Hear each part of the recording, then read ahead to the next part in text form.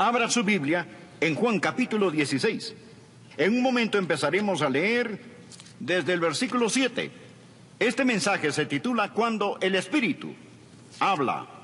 Hay cosas que usted nunca aprenderá en la escuela, cosas que nunca las resolverá intelectualmente, cosas que nunca las conocerá, hasta que usted deje su orgullo intelectual en el polvo y permita que Dios, el Espíritu Santo, le hable acerca de estas tres extraordinarias verdades. Amigos, la verdad es muy importante. Conocemos a personas que son cobardes y tienen miedo de la verdad. Otras personas son ociosas y aceptan medias verdades. Otras son arrogantes y creen que lo saben toda la verdad. Oro que usted tenga la humildad y le pida a Dios, el Espíritu Santo, que le haga conocer la verdad. Bien, estudiemos estas tres tremendas verdades, comenzando en el versículo 7. Aquí Jesús está hablando de su ascensión al cielo y la venida del Espíritu Santo a la tierra y dice: pero yo os digo la verdad, os conviene que yo me vaya, es mejor para ustedes que me vaya, porque si no me fuese, el Consolador no vendría a vosotros, mas si me fuere, os lo enviaré. Ahora la palabra consolador es la palabra que significa paracleto, defensor o abogado. Alguien que está a su lado y cuida de usted. Jesús dice: me voy a ir al cielo, pero les enviaré el Espíritu Santo. Ahora notemos el versículo 8. Y cuando Él venga, convencerá al mundo, primero, de pecado, segundo, de justicia, y tercero, de juicio. Estas son las tres cosas que usted nunca entenderá si no fuera por el Espíritu Santo: pecado, justicia y juicio. Me dirán: bueno, Pastor Adrián, eso parece sencillo. Espere y escúcheme. Jesús describe de lo que está hablando en el versículo 9 y 10. De pecado, por cuanto no creen en mí. De justicia, por cuanto voy al Padre y no me veréis más. Y de juicio, por cuanto el príncipe de este mundo ha sido ya juzgado. Deseo que aprendamos estas tres cosas hoy. Oro para que Dios me dé la mente y el lenguaje de Cristo. Oro para que Dios abra su corazón. Oro para que el Santo Espíritu de Dios le hable hoy y le ayude a entender estas cosas, porque yo solo puedo enunciar palabras, pero únicamente el Espíritu Santo de Dios puede escribirlas en su corazón. ¿Cuáles son estas tres maravillosas verdades que aprenderá cuando el Espíritu Santo le hable? Número 1, es la verdad acerca del problema básico del pecador. La verdad acerca del problema básico del pecador. ¿Cuál es el problema básico del pecador? De nuevo, el versículo 9, de pecado, por cuanto no creen en mí. ¿Cuál es el problema básico del hombre? Bien, en primer lugar, un hombre es pecador por lo que es. Nace pecador. Anote en su margen Efesios 2, versículo 3. Y éramos por naturaleza hijos de ira. El ser humano nace con una naturaleza pecaminosa, viene al mundo con una naturaleza de pecado, por lo tanto, a menos que haya un cambio, está perdido, porque tiene una naturaleza propensa al pecado. Segundo, el hombre es pecador por lo que ha hecho. En Romanos 3:23 leemos: por cuanto todos pecaron y están destituidos de la gloria de Dios. Piense, amigo, en las cosas que ha hecho, pero todas ellas no son el problema básico del hombre. El problema básico del hombre no es que él es un pecador por lo que es. El problema básico del hombre no es que es un pecador por lo que ha hecho. El problema básico del hombre es que es un pecador por lo que no ha hecho. Esto es, darle a Dios la gloria. El hombre es pecador, de acuerdo al versículo 9, por no creer. Y eso es algo acerca de lo cual solo el Espíritu Santo de Dios puede convencerle. Jesús dijo que cuando Él venga, cuando el Espíritu de Dios venga, convencerá al mundo de pecado, por cuanto no creen en mí. Se dirá: bueno, ese no es un gran pecado. Amigo, es el gran pecado. Es el pecado padre, el pecado madre, es el pecado de pecados. El mayor pecado es no creer. Ahora, me dirá: pero eso no es tan malo. El asesinato es peor que eso. La violación es peor que eso. Dios dice que la incredulidad es el peor pecado. Y podrá refutar: no estoy de acuerdo, no espero que esté, a menos que el Espíritu Santo de Dios se lo enseñe. Cuando el Espíritu Santo de Dios le enseñe, usted entenderá que el Espíritu Santo viene a ayudarle a comprender por qué no creer es el gran pecado. Pareciera no ser tan grande, más digamos que aquí existe una montaña de basura. Y junto a esta está una cucharadita de un veneno mortal. Ahora, la basura es más grande, pero la cucharadita es veneno mortal. El pecado más grande es la incredulidad. Este corona a todos. Es la prueba de la maldad del hombre y es el pecado que lo condenará para siempre. La incredulidad. Y si aún dicen no estoy de acuerdo, piense conmigo por un momento. Oro que el Espíritu Santo de Dios le enseñe mientras hablo, que usted puede entender lo que es este gran pecado y por el que pagará el mayor precio. De hecho, este gran pecado no es cometido frecuentemente en una casa de prostitución, no se comete en los bares, se lo comete en las iglesias donde el evangelio es predicado. Alguien dirá, bien, sí, debo admitirlo, he mentido. Sí, he copiado respuestas en el colegio. A veces he perdido mi temperamento o he leído revistas pornográficas. Pero, pastor, ¿me está diciendo que Dios me enviará al infierno por siempre, jamás? Amén. ¿Solo por eso? Quiero decir, eso sería como condenar a un hombre a cadena perpetua solo porque robó un pedazo de pan. El castigo no está de acuerdo a la falta. Después de todo, no es Dios justo. Amigo, este es el punto. Dios no dejará que usted vaya al infierno porque robó un pedazo de pan, sino porque apuntó hacia él el revólver de la incredulidad y apretó el gatillo. ¿Qué es la incredulidad? Es maldad, consumada maldad. Incredulidad es el rechazar al Dios Todopoderoso.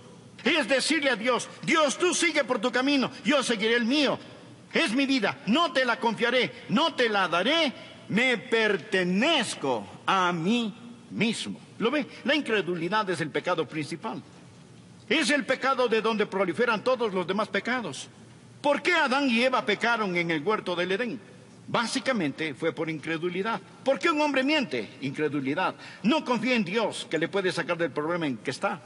Solo el Espíritu Santo de Dios puede convencerle que no hay otro pecado mayor que la incredulidad.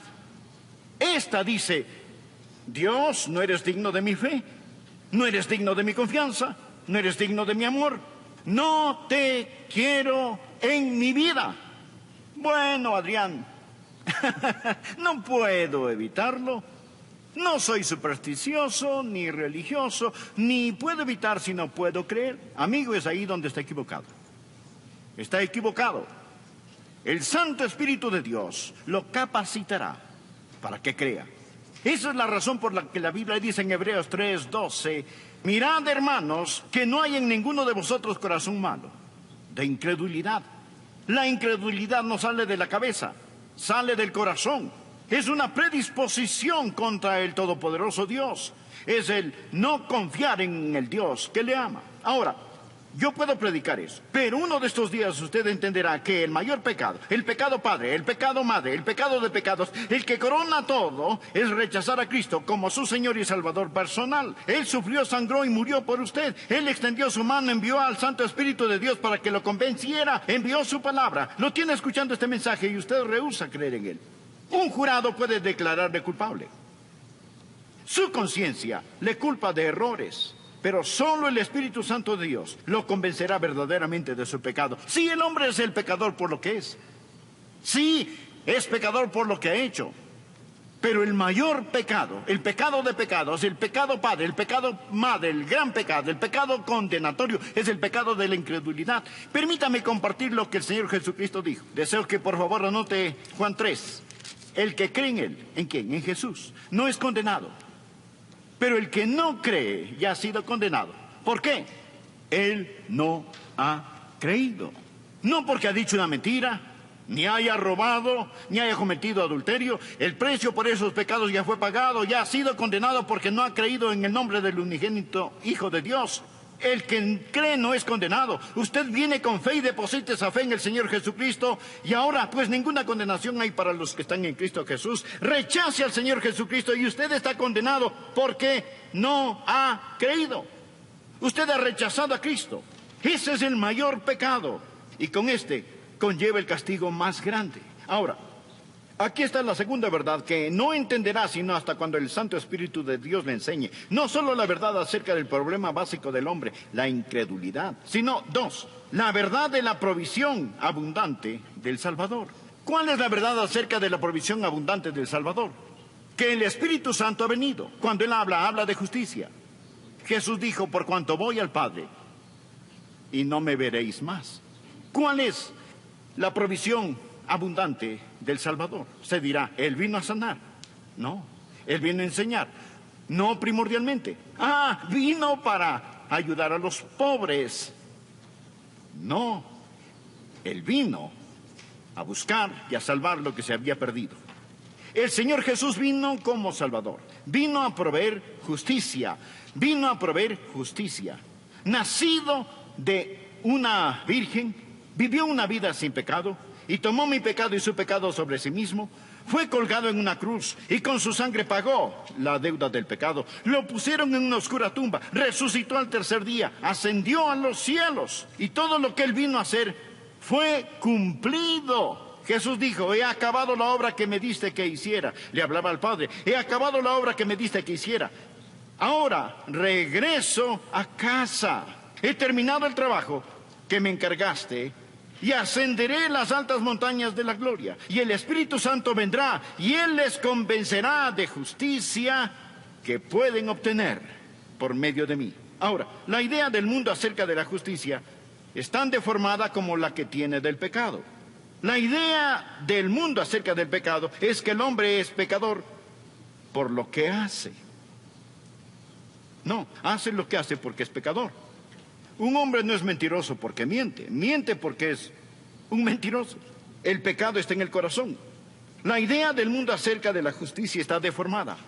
El mundo piensa que un hombre es pecador si hace algo malo. Y piensa que un hombre es justo si hace lo bueno. Y de alguna manera Dios es como Papá Noel, haciendo una lista, revisándola para ver quién se ha portado bien o mal. Y uno de estos días vamos a morir y nuestras cosas buenas y malas serán puestas en una balanza y Dios lo pesará todo. Si nuestras obras buenas pesan más que nuestras obras malas, Dios dirá, lo lograste. Si lo malo pesa más que lo bueno, Él simplemente dirá, fallaste. Esa es la idea del mundo acerca de la justicia.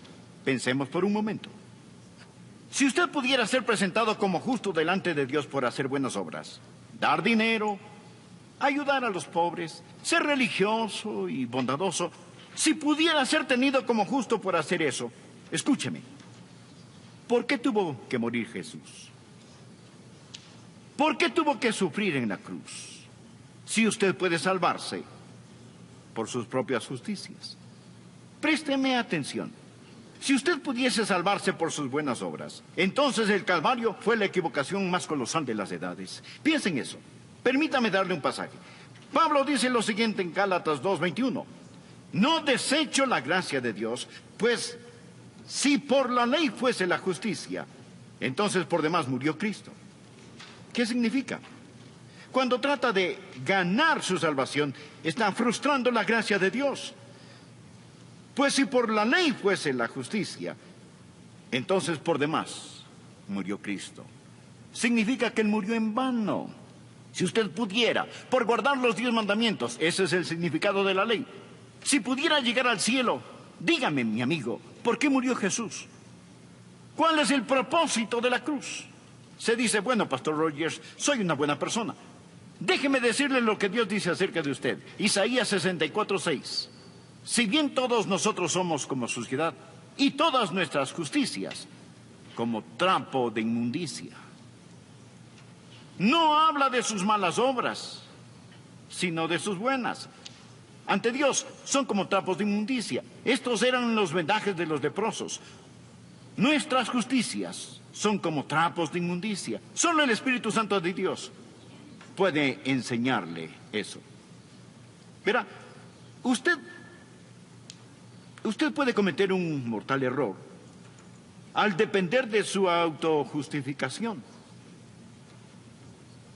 Ahora, cuando usted cree en el Señor Jesucristo, ¿qué es lo que Él hace?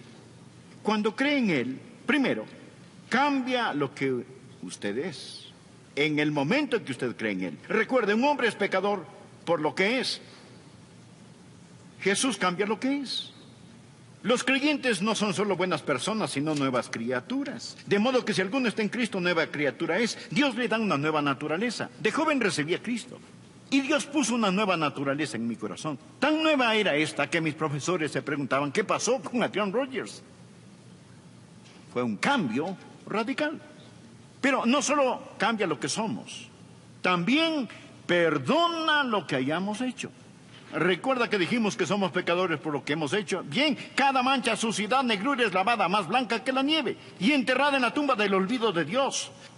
Pero no solo cambia lo que somos, no solo perdona lo que hemos hecho, sino que también nos da lo que necesitamos.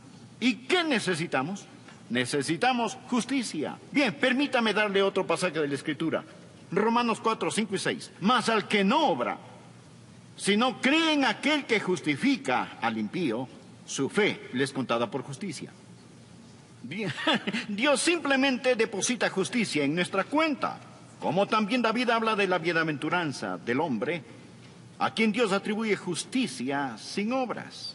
Ya no usamos esa palabra mucho. Atribuir significa poner a nuestra cuenta. La próxima vez que compre algo, no le diga al cajero, cárgalo a mi cuenta. Dígale, atribúyalo a mi cuenta. Escuchen lo que Dios dice en las Escrituras. Mas al que no obra, si no cree en aquel que justifica al impío, su fe le es contada por justicia.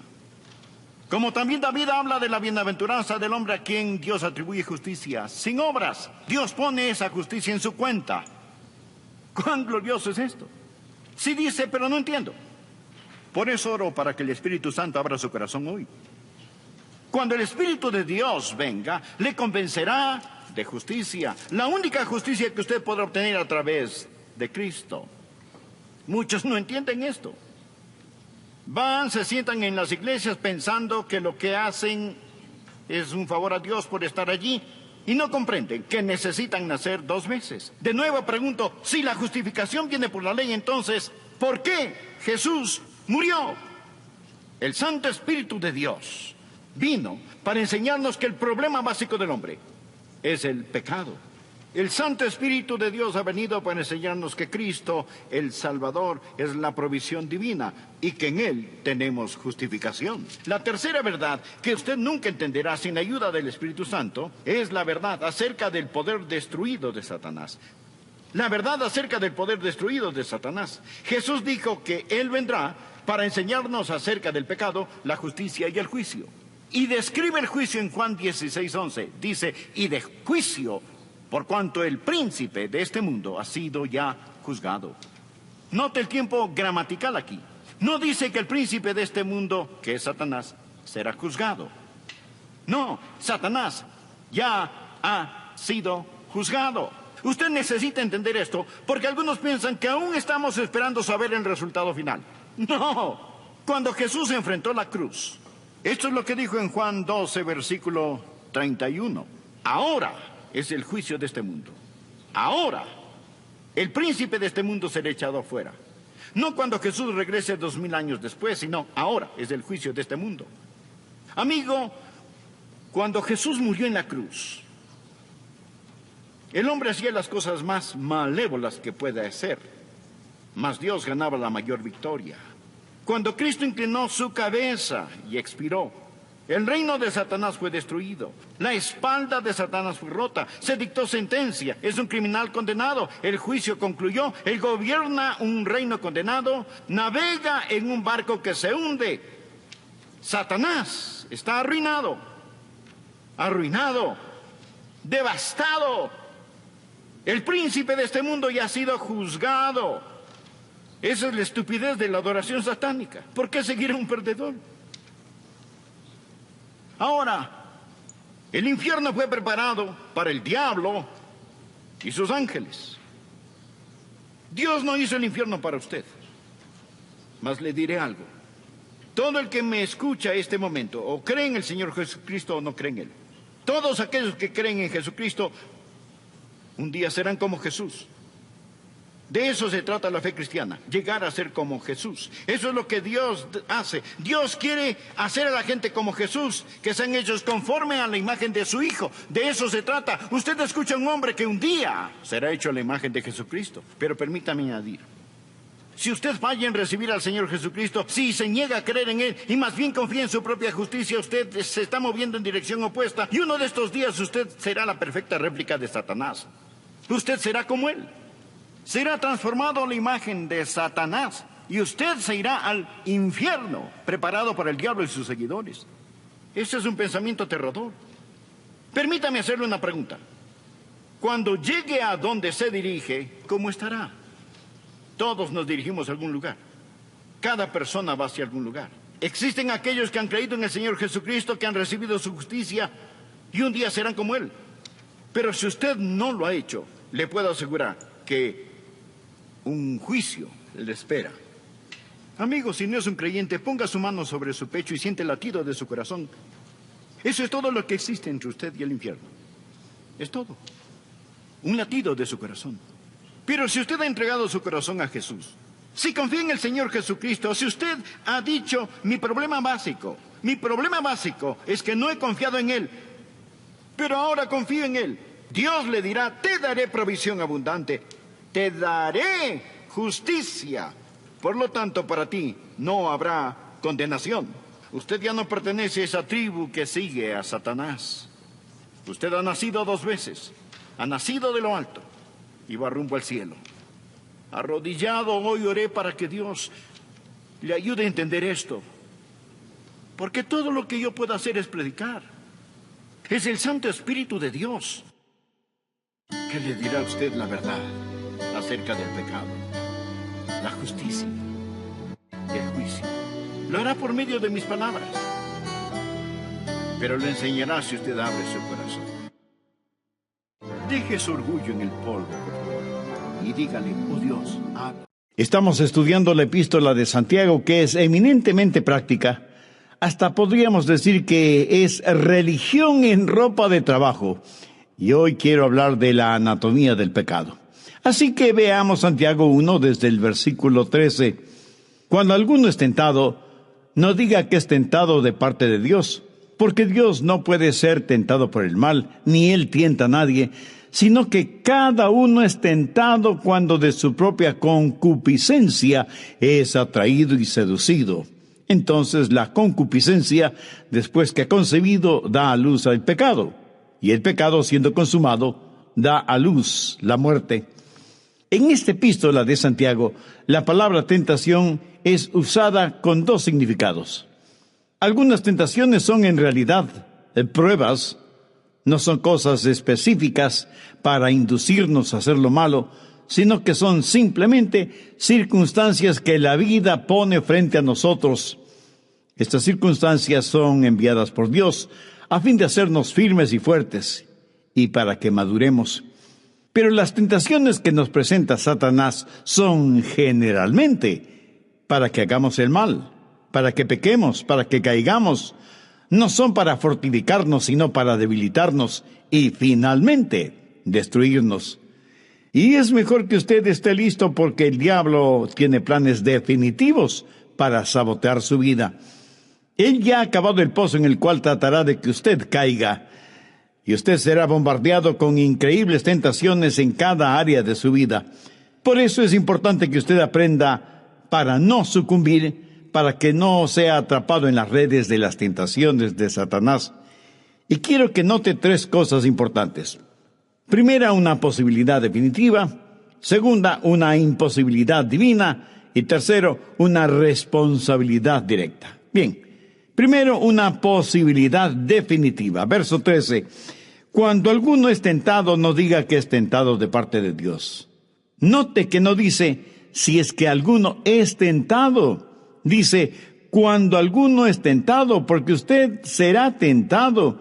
Y alguien dirá, no, yo soy un cristiano. ¿Y qué? Jesús fue tentado en todo, como nosotros. Y usted no es inmune a la tentación solo porque es cristiano. Por el contrario, se aumentarán, no disminuirán las tentaciones. Muchos piensan que si son cristianos, especialmente buenos cristianos, no tendrán ninguna tentación. Escuche, si Jesús mismo fue tentado, ¿quién es usted para que no lo sea? Todos sufrimos y sufriremos tentaciones. El momento en que usted es amigo de Dios, automáticamente se transforma en enemigo del diablo.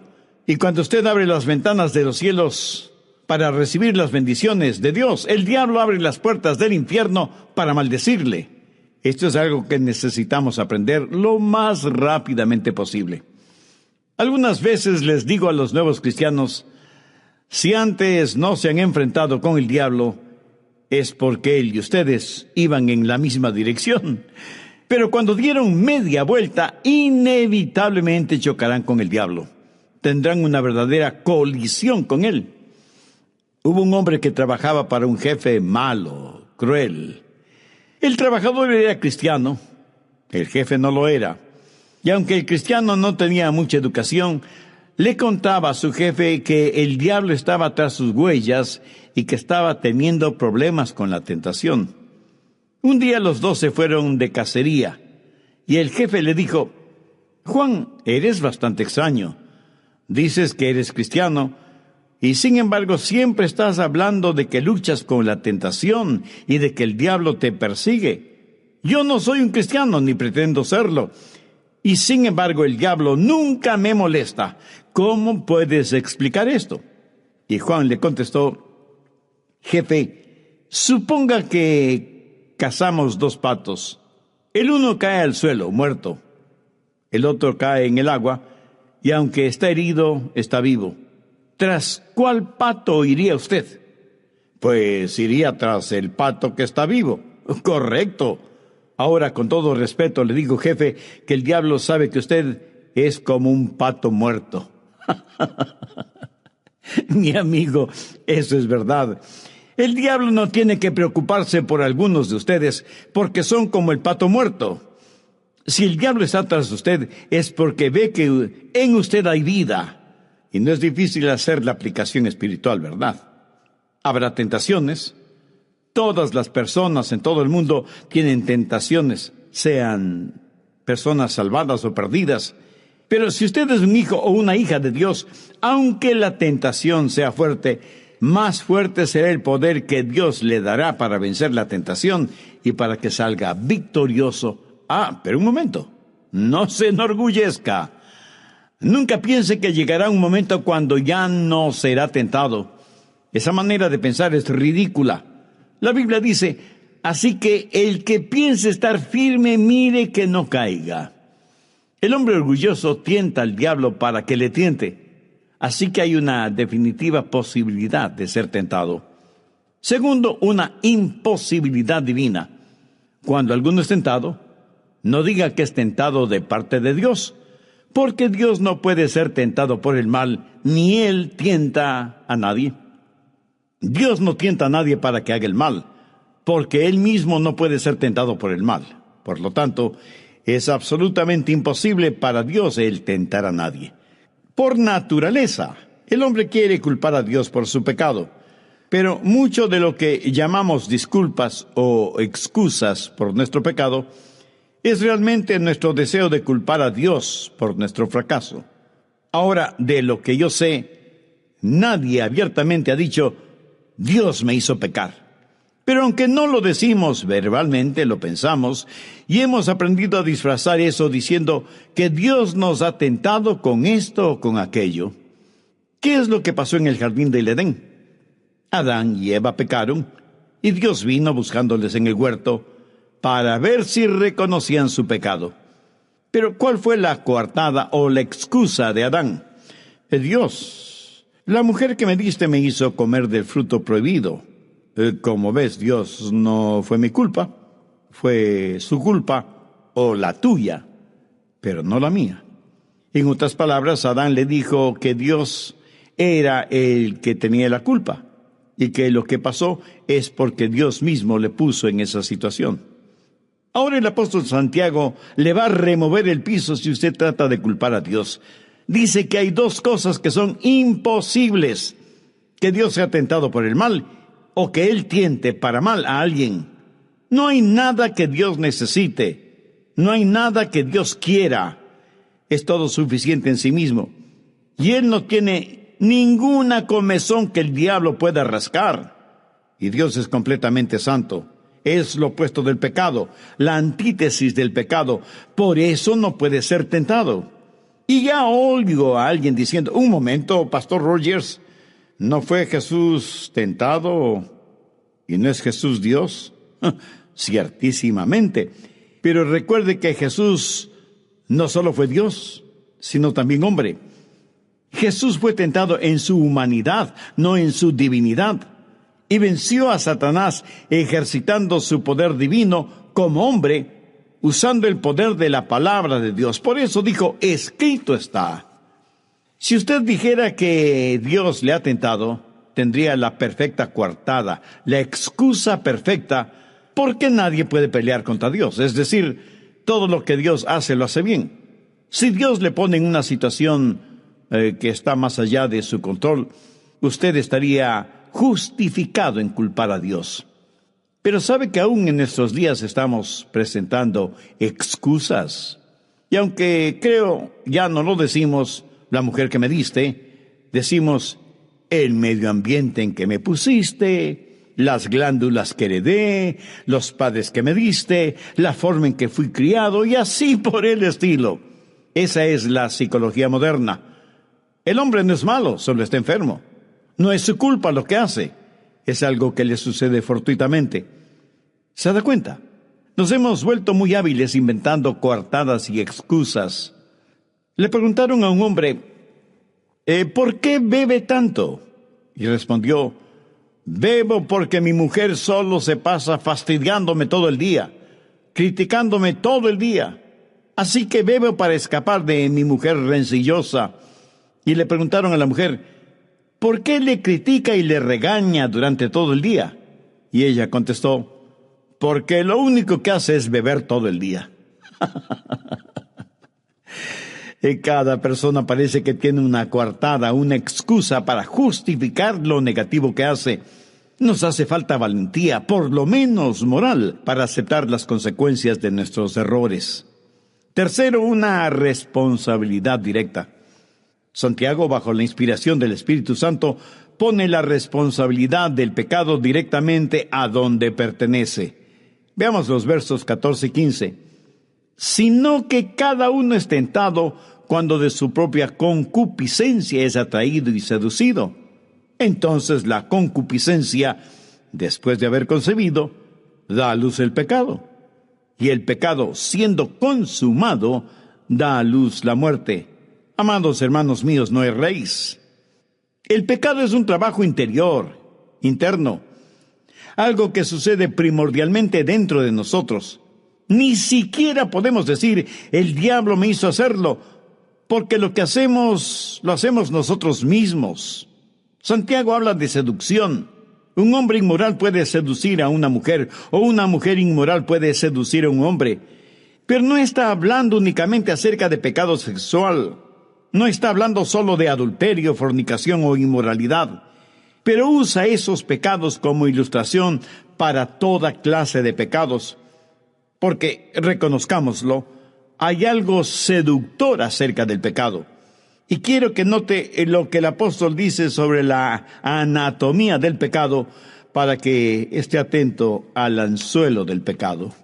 En el verso 13, Santiago dice: cuando alguno es tentado, no diga que es tentado de parte de Dios, porque Dios no puede ser tentado por el mal, ni Él tienta a nadie, sino que cada uno es tentado cuando de su propia concupiscencia es atraído y seducido.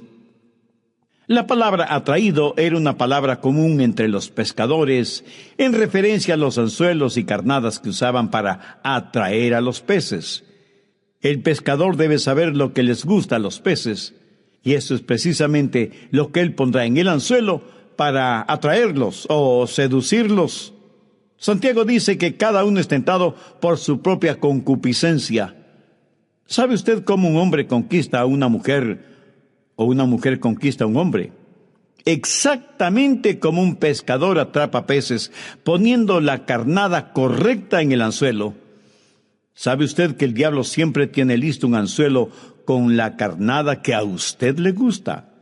En otras palabras, él le tentará con lo que a usted le gusta. Piénselo. Satanás incluso se atrevió a tentar a Jesús. Y le tentó por 3 veces y en 3 diferentes formas. ¿Qué es lo que el diablo estaba haciendo? Pues pescando. Gracias a Dios que Jesús no mordió el anzuelo. Note que primero hay un período de enamoramiento. El diablo se acerca a nuestro lado y nos corteja y como que nos hipnotiza con algún pecado. Lo pone justo delante de nuestros ojos. O puede ser lujuria, orgullo, una deshonestidad, una venganza o un sinnúmero de otras cosas. Es la forma que tiene el diablo para cortejarnos. En segundo lugar está el consentimiento, cuando usted es atraído y seducido. En otras palabras, cuando usted es atrapado. Verá, no es pecado mientras la carnada está en el anzuelo, aunque usted la vea. Pero mientras es cierto que usted no puede evitar que los buitres vuelen sobre su cabeza, sí puede evitar que hagan su nido en su pelo. ¿Lo comprende?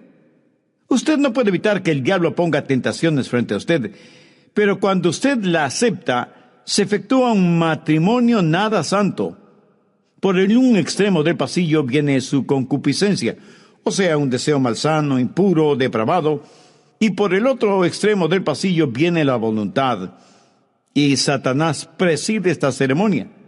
Y cuando la voluntad y la concupiscencia están de acuerdo, cuando la voluntad dice sí a la concupiscencia, Satanás sonríe, juntando esas dos cosas en un matrimonio infernal. Así que primero hay un cortejar, luego viene el consentimiento, luego el matrimonio, luego la concepción, y aunque sea un matrimonio no santo, nace un hijo, que por ser el fruto de un matrimonio anormal, es un hijo producto del pecado. La concupiscencia, cuando ha pecado y da fruto, ese fruto también será pecado. Al principio esto no parece malo de ninguna manera. Después de todo, un bebé ha nacido. Y eso la mayoría de las veces es motivo de regocijo. ¿Sabe que muchas personas se enorgullecen de su pecado? ¿Sabe cuál es el error que muchos predicadores cometen? El decirles a los jóvenes que el pecado no es agradable o que no encontrarán ningún placer en el pecado. Mientras tanto, los jóvenes viven en pecado porque encuentran placer y atractivo en el pecado. Creo que hay pastores que, aunque con buenas intenciones, tienen una manera muy negativa de hablar a los jóvenes, diciéndoles que no deben beber porque no hay ninguna diversión en la bebida. Les dicen que no deben fornicar porque no hay ningún placer sexual en la fornicación. Les dicen que asistan a la iglesia donde encontrarán diversión sana, santificada, etcétera, etcétera. Y sabe, eso entristece mucho mi corazón. Nuestros jóvenes son muy listos y despiertos y se divierten a lo grande allá afuera porque han descubierto que hay placer en el pecado.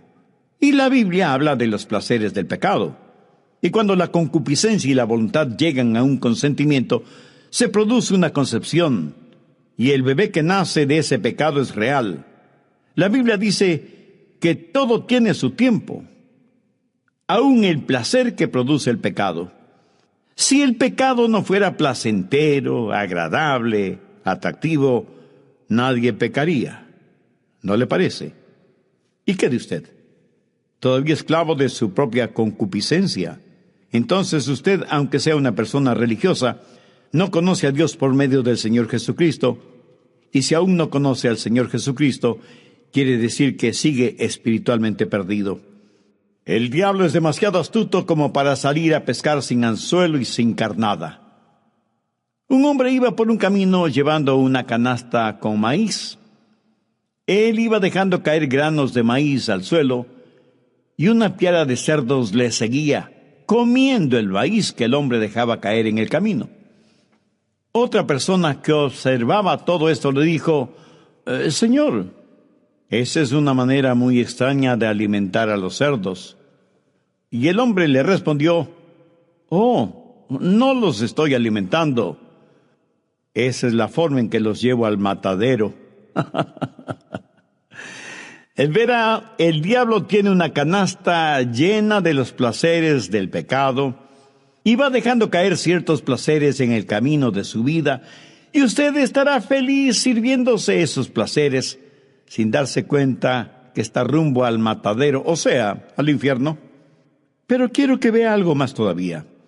Quiero que vea cómo se completa todo, porque es precisamente lo que muchas veces dejamos de ver. Verso 15. Entonces la concupiscencia, después que ha concebido, da a luz el pecado, y el pecado, siendo consumado, da a luz la muerte. El círculo de la tentación se ha completado. La razón por la que muchas personas no tienen temor de pecar es porque no miran lo suficientemente hacia adelante. No ven a dónde termina el pecado. No ven el cuadro completo del pecado. Usted necesita ver el producto final. Un gran hombre de Dios solía decir: usted puede comer del maíz del diablo si quiere, pero él le ahogará con las tuzas.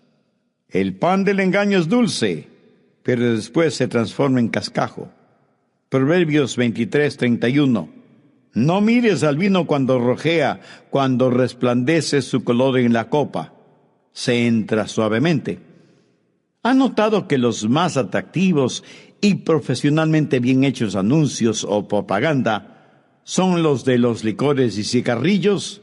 Utilizan hermosos paisajes o preciosas flores para promocionar bebidas alcohólicas, o una fogata de un jinete solitario en la montaña para hablar de la compañía que significa un cigarrillo de tal o cual marca.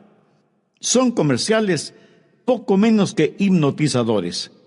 A los mercaderes de estos venenos no les importa gastar millones de dólares en estos anzuelos y carnadas, porque saben que con ellos usted será atrapado, y mientras más joven usted sea, mucho mejor, porque ellos quieren atraparle para toda la vida.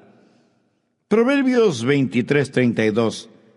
Mas al fin como serpiente morderá, y como áspid dará dolor.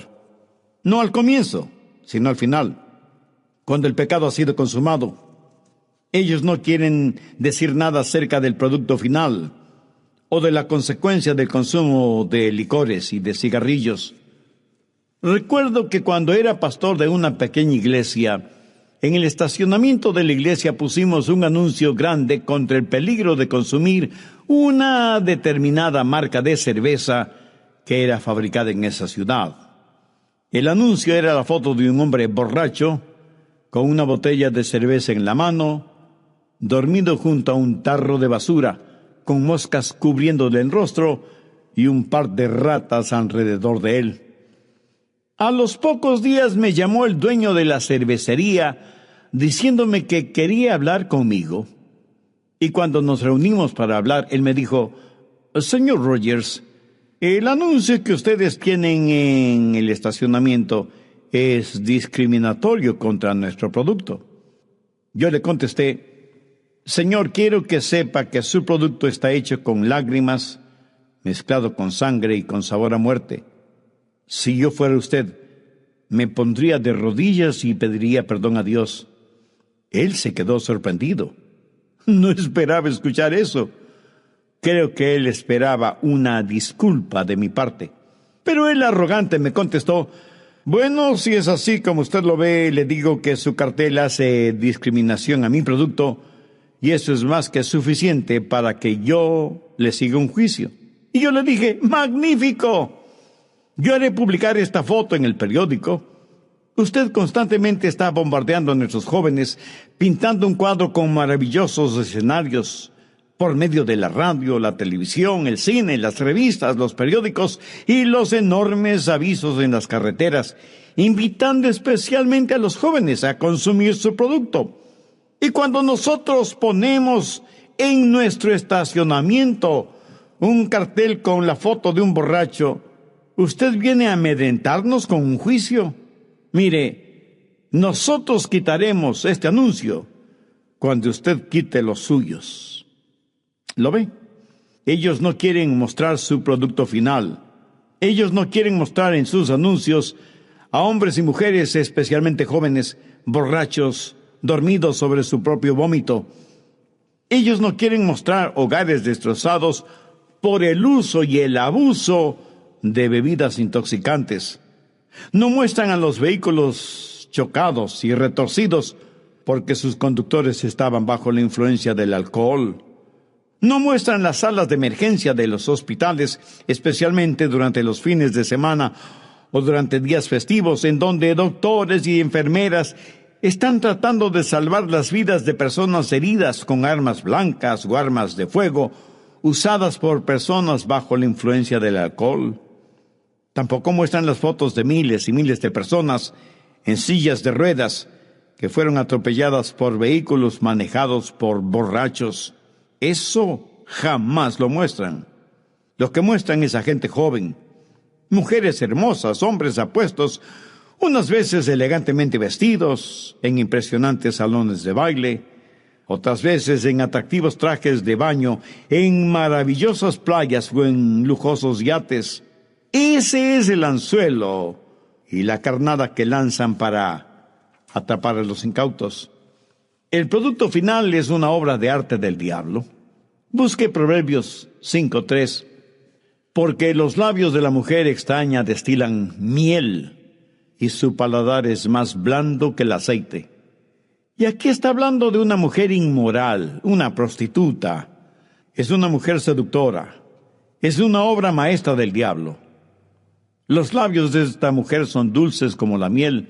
Saben decir suaves y seductoras palabras.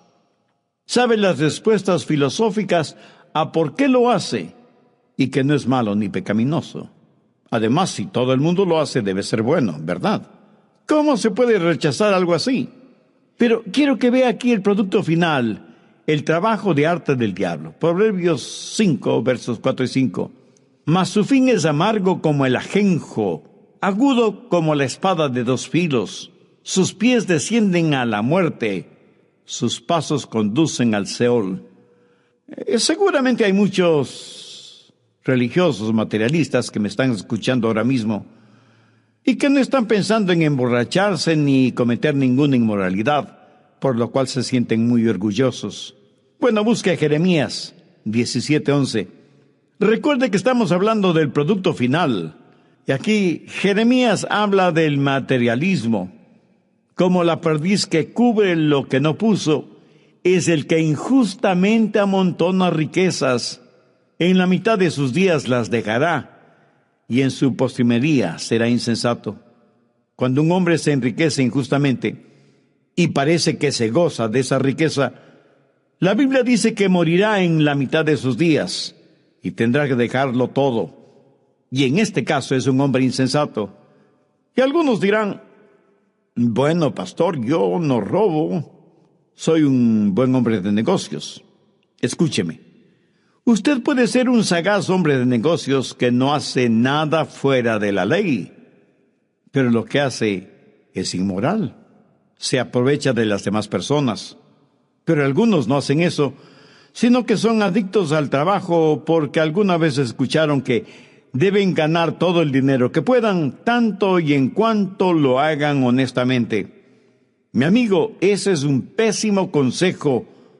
Nadie tiene el derecho de ganar todo el dinero que pueda, porque si está ocupado en ganar todo el dinero que pueda, no tendrá tiempo para nada más, no tendrá tiempo para orar, ni para ir a la iglesia, ni para testificar, ni para interesarse en la vida de su cónyuge o de sus hijos. Ha hecho del dinero su Dios.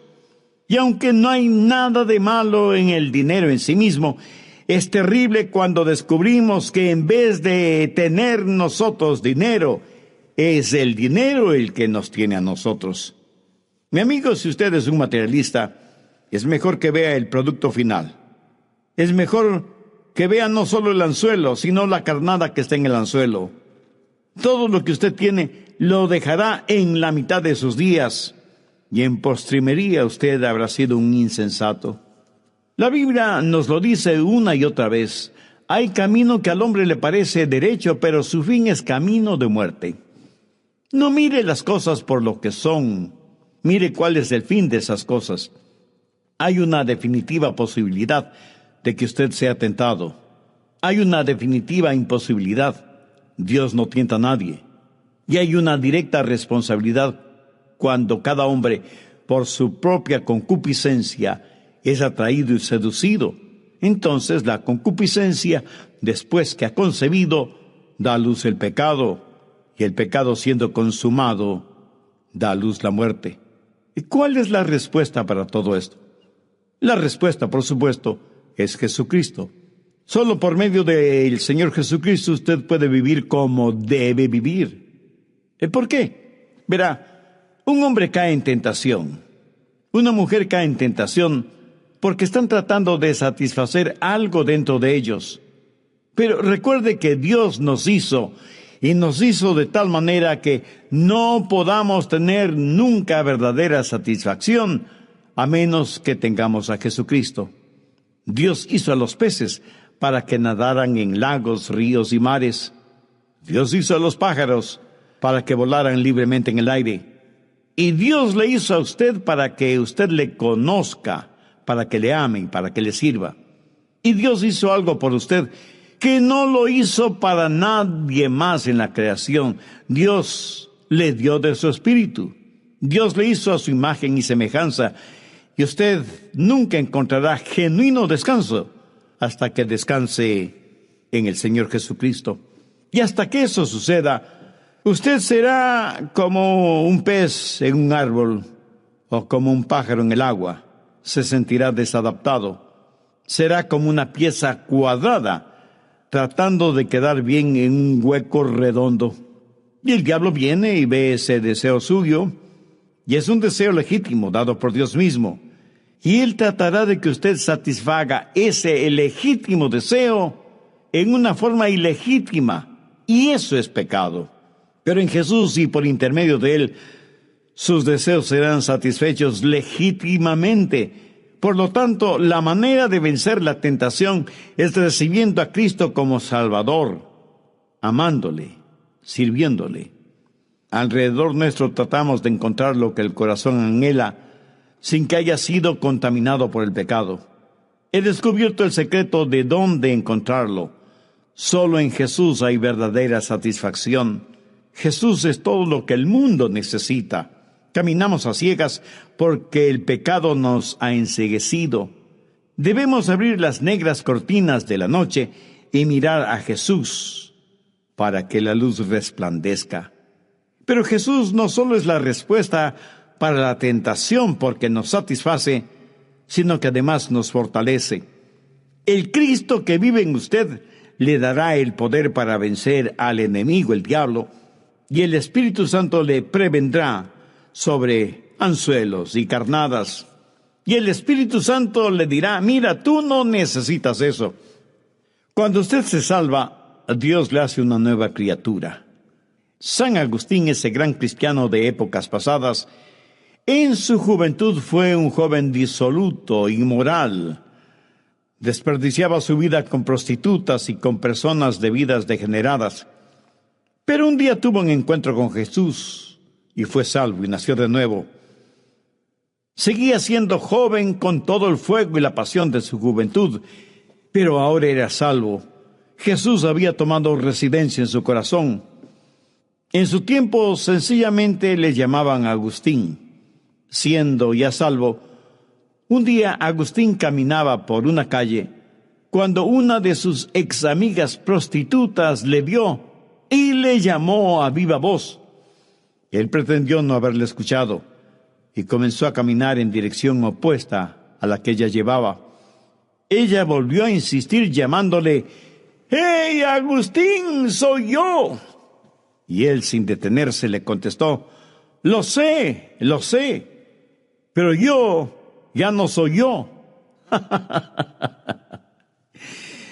Y eso es lo que Jesús hace en usted. Pablo dijo, no vivo ya yo, sino que Cristo vive en mí. Jesús no solo es la fuente de su satisfacción y la fuente de su fortaleza, sino que además un día les llevará al cielo para que usted esté con Él para siempre. Yo anhelo que usted conozca a Jesús. La única forma digna de vivir es viviendo la vida cristiana. Yo oro porque usted se salve. La Biblia dice, cree en el Señor Jesucristo y será salvo. Pero este creer no significa un creer intelectual o emocional. Recuerde que el diablo también cree en Dios, y sin embargo sigue siendo diablo. Este creer en Jesucristo significa tener total y absoluta confianza en Él. ¿Está usted listo para confiar en Jesús? ¿Puede usted en su corazón decir con la sencillez de un niño, Señor Jesús, necesito que me salves, y este mismo momento deposito toda mi fe en ti? Ore esa sencilla oración y le aseguro, basado en las promesas de la palabra de Dios, que Jesucristo le salvará, porque sigue siendo verdad la promesa, cree en el Señor Jesucristo y será salvo. Y el mismo Dios que me salvó a mí cuando no era más que un jovencito, es el mismo Dios que le salvará a usted, si usted confía en Él y por fe le recibe en su corazón como su Salvador y Señor, porque Él murió por sus pecados en la cruz, para perdonarle y salvarle. Y cuando Él le salve, le dará completa satisfacción. Y cuando Él sea su satisfacción, le dará fortaleza. Y cuando tenga esa fortaleza, le dará seguridad eterna. Todo esto será una bendita realidad en su vida cuando reciba al Señor Jesucristo como su Salvador. Si usted quiere recibir al Señor Jesucristo este mismo momento, acérquese humildemente al trono de la gracia. Arrepiéntase de sus pecados, dé un giro de 180 grados a su vida y entréguele a Jesús el control total de su vida. Pídale que le ayude a ser un testimonio vivo de su gracia y misericordia y que le haga un instrumento útil y de bendición en sus manos a pesar de las circunstancias o de las consecuencias. Todo esto pídalo en el nombre del Señor Jesucristo.